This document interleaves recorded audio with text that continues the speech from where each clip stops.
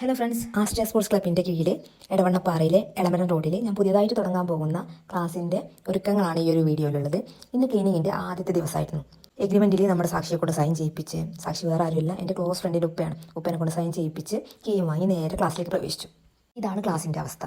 മുമ്പ് tuition centre ഉണ്ടായിരുന്ന സ്ഥലമായിരുന്നു. അതുകൊണ്ട് ബെഞ്ചും ഡെസ്കൊക്കെ ഉണ്ട്. പിന്നെ 1.5 വർഷത്തോളമായിട്ട് പൂട്ടിക്കിടക്കുന്ന ബിൽഡിംഗ് കൂടെയാണ്.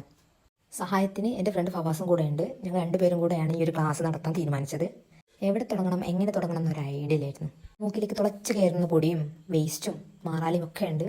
ആദ്യം തന്നെ ഞങ്ങൾ ക്ലാസ്സിലെ ഡെസ്കും ബെഞ്ചൊക്കെ എടുത്ത് മാറ്റി. പിന്നെ കാലിസ്തനിക്സിന് വേണ്ടിയിട്ട് ബാറടിക്കണം, ബാറിന് ഹാൻഡ് സ്റ്റാൻഡ് ചെയ്യാൻ സ്പേസ് ഉണ്ടാവും എന്നൊക്കെ ഫവാസിന് ടെൻഷനായി. അതുകൊണ്ട് എത്ര ഹൈറ്റ് ഉണ്ടെന്ന് അറിയാൻ വേണ്ടിയിട്ട് ആദ്യം സീലിംഗ് കഴിക്കാൻ തുടങ്ങി. സീലിംഗ് കഴിച്ച് കുറച്ച് കഴിഞ്ഞപ്പോൾ ക്ലാസ് വലിപ്പം കുറഞ്ഞു പോയോ എന്നൊരു സംശയം ഞങ്ങൾക്ക് രണ്ടുപേർക്കും. അതിൻ്റെ ടെൻഷൻ തീർക്കാൻ വേണ്ടിയിട്ട് ആ ഒരു ഹാളിൽ കാർബോർഡ് യൂസ് ചെയ്തിട്ട് ഒരു എക്സ്ട്രാ റൂം ഉണ്ടായിരുന്നു. അത് ഞങ്ങൾ പൊളിക്കാൻ തീരുമാനിച്ചു. ഫവാസ് ചുറ്റികയും ഹാമറൊക്കെ എടുത്ത് അത് പൊളിക്കാൻ തുടങ്ങി.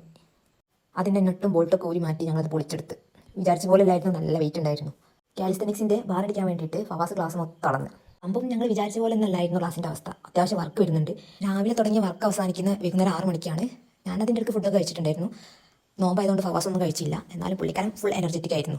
നോമ്പ് തുറക്കാൻ സമയമായപ്പോൾ ബാക്കി വർക്ക് നാളെ എടുക്കാമെന്ന് കരുതി അന്നത്തെ വർക്ക് സ്റ്റോപ്പ് ചെയ്തു. അപ്പോൾ ഫസ്റ്റ് ഡേ ഇത്രയേ ഉള്ളൂ. Thank you.